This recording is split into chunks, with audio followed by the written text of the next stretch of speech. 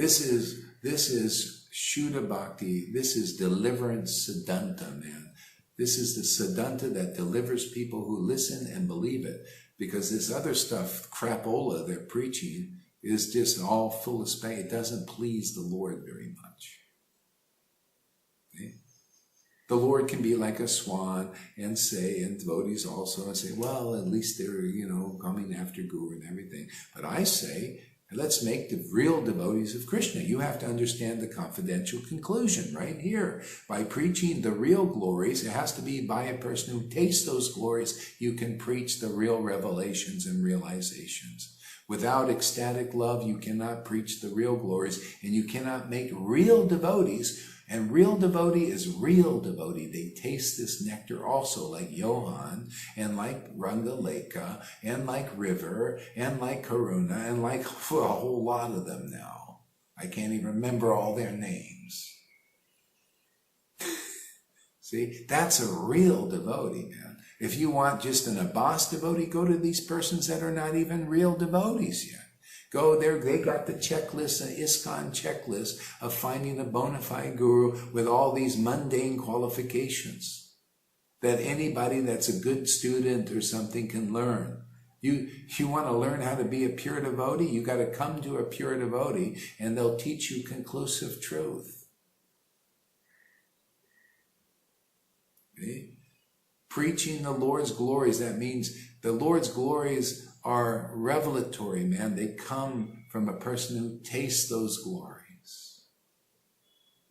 You got the right understanding because you taste love for the Lord, man. And therefore you preach the right thing that makes real devotees of Krishna.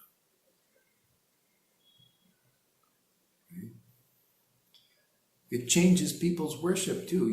There was a devotee of Lord Ramachandra. He got happiness from chanting Ramachandra's name in South India, Lord's preaching. But the Lord was tasting the glories of chanting Hare Krishna and the glories of Lord Krishna, chanting whatever he did.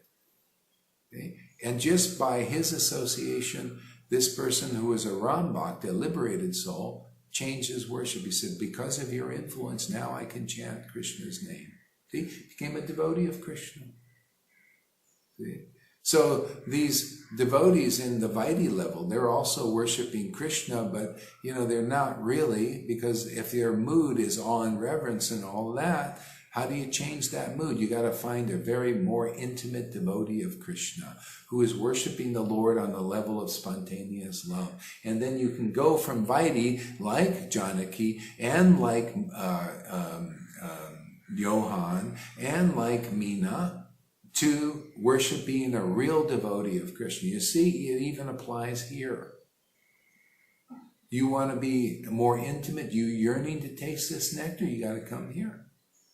See? Because their proof is in there, the pudding, man. Look at, they're saying, I'll have to tell you before they get up and give their boldly testimonies, I'll give you a little preview. Hey, man, they came 40 years, 25 years, 40 years as Vaidhi Bhaktas and didn't get the ultimate result, but they're yearning for it.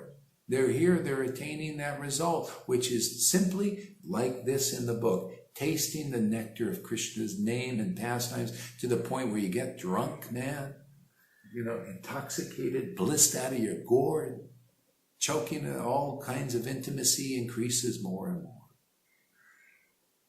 Okay? 40 years, 25 years of dry work. But now it's juicy. Hey, man, anybody got ears out there? Any Vaidhi Bhaktas attracted to this kind of worship yet? Send some of these videos out to them. There must be some out there like you, right? You don't think there's any like you? Just waiting. When is the liberator going to come? They're all praying every day in the temple. I remember I was in the temple. Oh, please send us a pure devotee. Please send us a pure devotee. No, pure devotees are here. Anybody who can taste this nectar of it and become ecstatic by doing it, that's a real devotee. That devotee is becoming real, tangible substance.